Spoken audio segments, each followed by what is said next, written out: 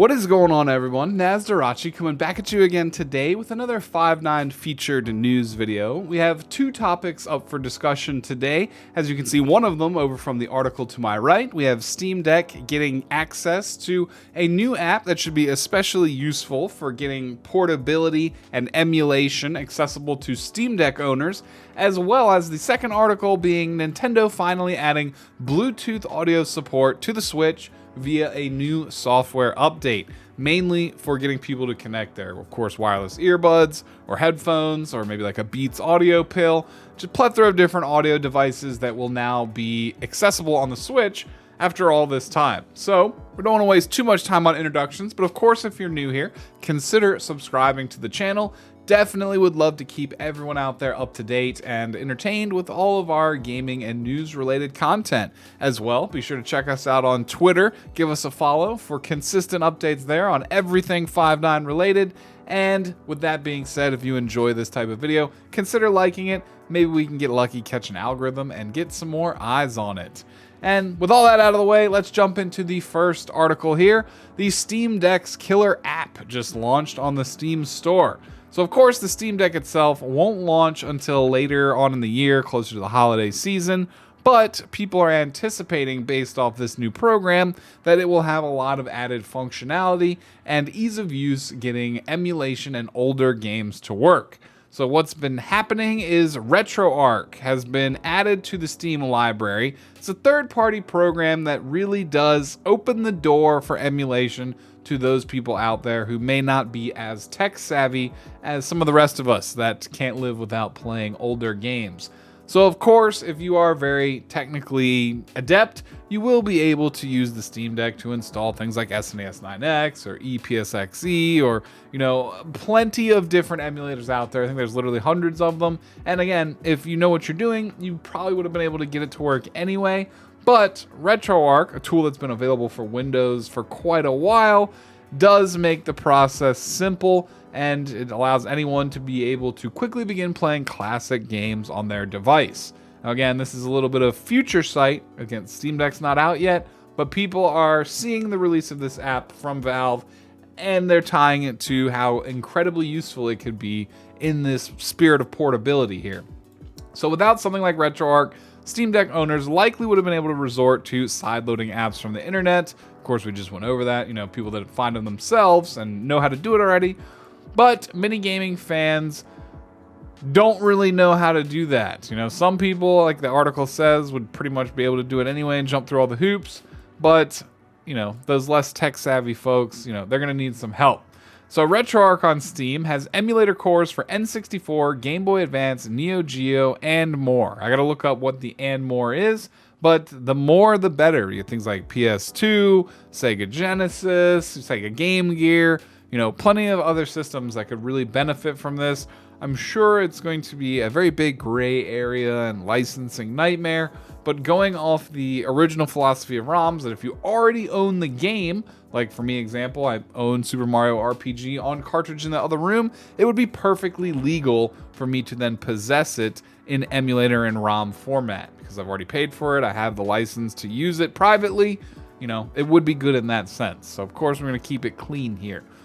Of course, if you're an emulation enthusiast, you'll likely skip Retroarch entirely for the most up-to-date and advanced emulators, but this program being added to Steam ensures that everyone will have a simple option available on the Steam Deck or other devices with Steam. So basically, that's all there is to cover in this article, is that we already kind of knew that the Steam Deck would be a portable PC gaming device. Of course, it has access to the Steam store, and I believe like the Windows Store and Epic Games, some of the other ones just directly on it. But in the name of being more accessible to more people, those out there who are not really affluent with emulation, and you're planning to get a Steam Deck, be sure to check out this Retroarch app, because you'll be able to start playing a lot of your old classic favorites without much complication. So again, I would assume you don't have to go track down individual ROMs maybe, or you don't have to track down like ISO files or anything else required to kind of get the setup process underway. With that being said, we're going to jump over to the second piece of news here, which likely will affect more people than the first.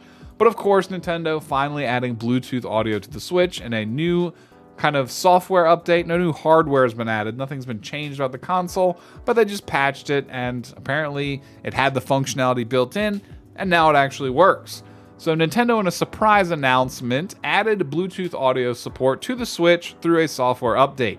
The ability to use Bluetooth headphones to listen to game audio has been a conspicuously missing feature since the console launched in 2017. So for people that need it, this is amazing that it's finally there, though there are some limitations. According to a Nintendo support article, you'll be limited to using 2 wireless controllers if you've got a Bluetooth headset attached. I would assume just due to the incoming frequencies and getting everything confused, the system kind of needs those restrictions set in place so that it doesn't kind of mess everything up. It'd be really crappy if you're in a heated game of Mario Kart, you have too many devices connected, and it just kicks your controller out, and then you lose because of that. Something that's been, that's happened to me before on PC, because I have too many things plugged into my USB ports. The system also won't be able to support Bluetooth microphones, which isn't really surprising going by the article to me, or I guess to these folks, because Nintendo doesn't have a voice chat system. I guess in an effort to avoid any type of toxicity in those Mario Kart games we were just talking about, when you get blue shelled, you don't have built-in voice chat to curse at your competitors. Stuff that would be something that I probably would engage in a little bit of toxicity while playing things like Mario Golf or Mario Kart, the upcoming Mario Party game. So it's not too surprising that you can't really hook a microphone up to it. So Nintendo of America tweeting out, the latest Nintendo Switch update is available, including the ability to pair Bluetooth devices for audio output. We don't actually need to click on it and look on it. For more information, check out support.nintendo.com, and they'll probably have a link that can direct you to how to set it up. People have gone through great lengths to get wireless audio on their Switch, even saying that it'd be a great selling point for the Switch Pro. There have been accessories that acted as Bluetooth audio adapters, so some third-party companies trying to cash in there, and some headsets like the SteelSeries Arctis 1 wireless came with a dongle that took advantage of the Switch's support for USB wireless headphones. Having Bluetooth audio built in is a big deal, especially considering that Nintendo's Pro Controller, unlike many others, doesn't have a headphone jack on it. You remember, on like my PS4 controller, can plug the earbud right in and you can hear everything, going on right through the controller, but that is not a thing with the Switch controller. And looking at it, yeah, it's pretty easy to determine that there is no headphone jack on this. So nice to have access to your AirPods or, again, any type of Bluetooth headset that you have. If you're a frequent traveler on airplanes, buses, anything like that, this will help you be able to hear everything that's going on in your game or whatever media you're playing without having to share it with everyone around you, or alternatively wearing more archaic, older wired headphones that can get tangled and etc. The article continues to go through with a couple of the people from this company attempting to get things connected. It said most of them pretty much got it done with relative ease. There was one person who was struggling. It seems like he had a little bit of an older model of Switch, but he was eventually able to get certain devices to pair to it. According to the changelog, the update also had some features to make wired internet more useful. The Switch will be able to stay connected to the internet even if it's in sleep mode, as long as it's hardwired in, seemingly either through an adapter or the built-in LAN port on the upcoming Nintendo Switch OLED dock. Nintendo says this will help the console download content while it's asleep, and the feature will be on by default. And you may also have to do some firmware updates for the dock with the built-in LAN port. But the article says that's not too exciting on that final little piece of information there. So, the Nintendo Switch, you'll finally be able to use your AirPods. You will finally be able to put it to sleep and walk away and have it update games online, even though you're not actively using it and it's not technically turned on.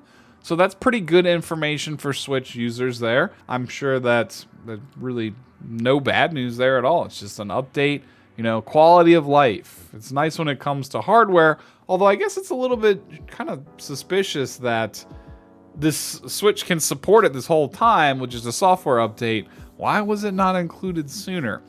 I guess that's water under the bridge, though, since it works now. There's really not too much we can complain about. And again, you Steam Deck potential owners coming up in the future, if you're not too fancy on the Switch and you'd rather have the mobile PC in your pocket, Remember that if you're not emulation savvy, to check out Retroarch. And with that being said, that's about it for our news update for today. Of course, I'll be back to keep you guys up to date. Whenever Trocho and Nalar send something to my desk and they say that it needs to be covered, I'll be seeing you again soon. Remember to follow us on Twitter, follow the Twitch. We're live pretty much every day, pretty much every evening and throughout the day, like multiple hours to keep you all as entertained as possible. And check out our other YouTube channels. With that being said, let us know down in the comments what your thoughts are. Are you going to be getting a Steam Deck? Are you interested in emulation on it to have pretty much every old console at your fingertips and portable? Or are you more interested in the Nintendo Switch and your ability to now keep your music and sound effects to yourself? Let us know down below, and until the next video, this is Nasdorachi, peace out, and I'll see you next time. Have a great day.